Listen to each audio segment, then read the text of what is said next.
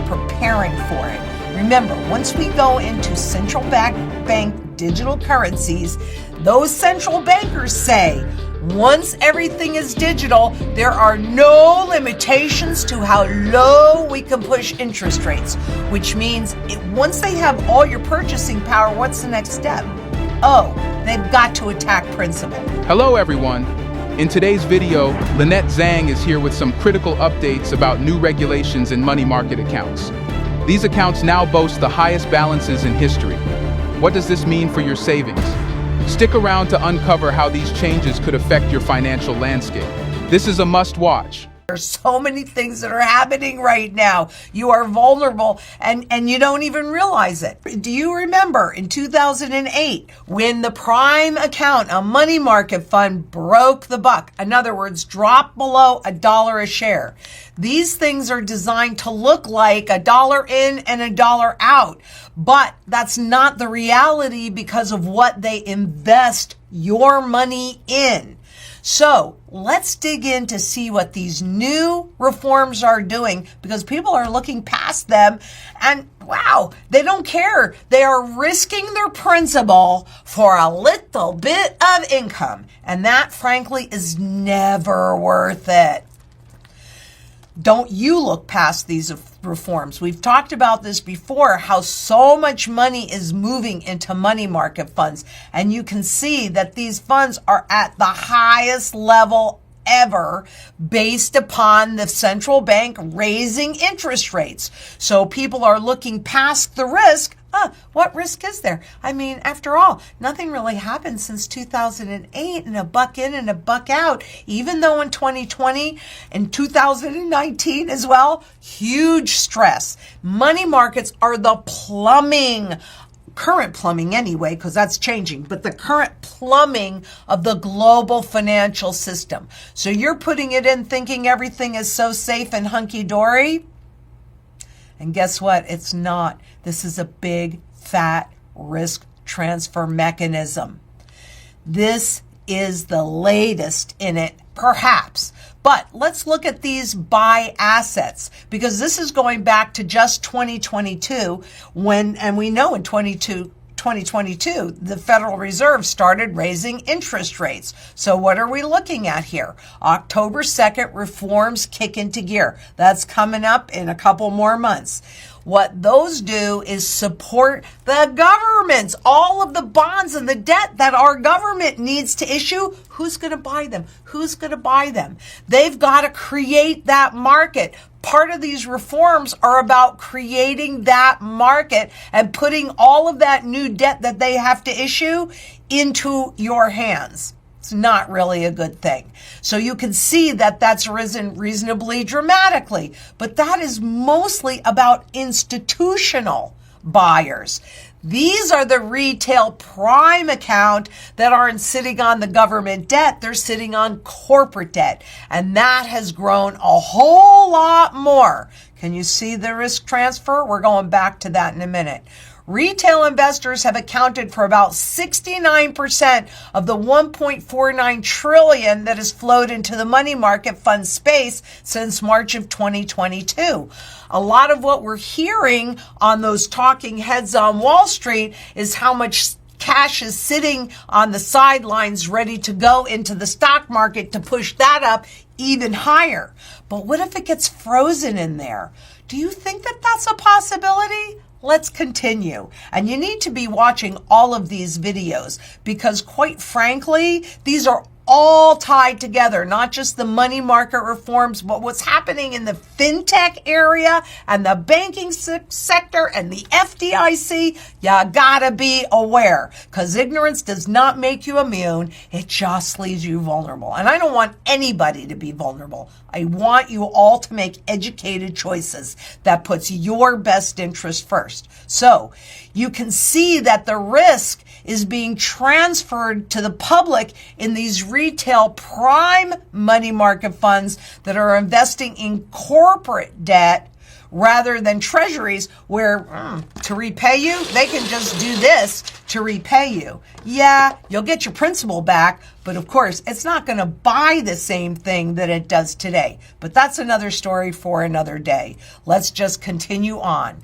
Similar to the reforms following the 2007-2008 financial crisis, these amendments attempt to respond to significant market events. So they know that there is a looming crisis. They've known that since 2008, but that was tested in 2020 and was almost a big fat fail except for all of that money printing. So they've been getting ready ever since. We've spoken about this before. But let's look at the government money market funds, which is this area here. And then mandatory liquidity fees. In other words, you go to take your money out and they go, oh, you're going to have to pay this fee. And they make the fees high enough that you go, oh, no, I'm not going to do that. Now, that area is an institutional only. Who's institutional? Oh, the managers of money markets, ETFs, any other mutual funds, annuities, etc. So it says institutional only, but guess who the bottom line gets impacted? And that would be you. That would be you. Additionally, discretionary liquidity fees, so they can do it if they want to, if they don't want to, but if they feel that there's a run on the money market, those fees will kick into gear. And again, they will be high enough where you're going, oh no, maybe I don't want to do that. That's how they always do that. Of course, even though it says NA under the government money market funds, that is an option, and they can change that quite easily just by saying we're changing it. So it doesn't really mean anything. It's just a way to woo you in and create this false sense of security. Would our government do that? I'm thinking yes. Now, amendments related to potential negative interest rates. What do you mean negative rates? Rates are going up. How could they be negative? We won't see any. Oh, yes, you will. And they're preparing for it. Remember, once we go into central bank digital currencies, those central bankers say, once everything is digital, there are no limitations to how low we can push interest rates, which means once they have all your purchasing power, what's the next step? Oh, they've got to attack principal. Well, they've pretty much gotten all your purchasing power. This is a way, negative rates are a way to impact your principal. But notice that at this point is only for retail. So if you go into the government money market funds, you should be safe, right? Guess what? They can change that just by saying, change. So don't be lulled in. This is not a savings account. Even if it is, it's backed by the FDIC that has no money. We just talked about the currently erupting banking crisis that you can't see yet. How safe do you really think it is in Wall Street? Because I don't think so. And the question is, are you ready for this crisis? Because you aren't going to know 1 second before it happens, other than believing what I'm showing you, following the links, doing your own due diligence. I'm not saying take my word for it. I'm saying don't take their word for anything. And don't even take mine. Do your own homework. That's why I give you all the links to make that easy. But where are we right now? It says, what can you tell me about this rule change? So they go on about fees and gates and all of that. Non-government money market funds are required to impose a discretionary liquidity fee. Wait a minute, discretionary fee? Well, in the amount that they're going to charge you, right? They're saying right now up to 2%, but that's a vote, so that could change too.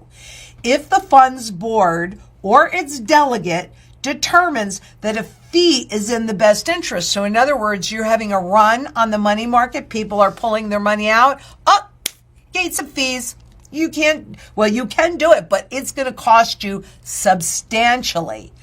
Government, including Treasury money market funds, may opt into the discretionary liquidity fees. So they're saying, no, not applicable. Yeah, applicable if there is a run. Then they are going to stop you from running. Institutional prime and institutional municipal tax-exempt money market funds will be required to impose a mandatory liquidity fee if a fund experiences net redemptions that exceed 5% of net assets in a single day. But here's the real one. Or such smaller amount of net redemptions as the board determines. So you have a run, they see business picking up as far as withdrawals picking up.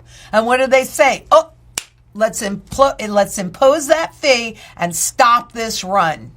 Look at central banks buying gold into 2024.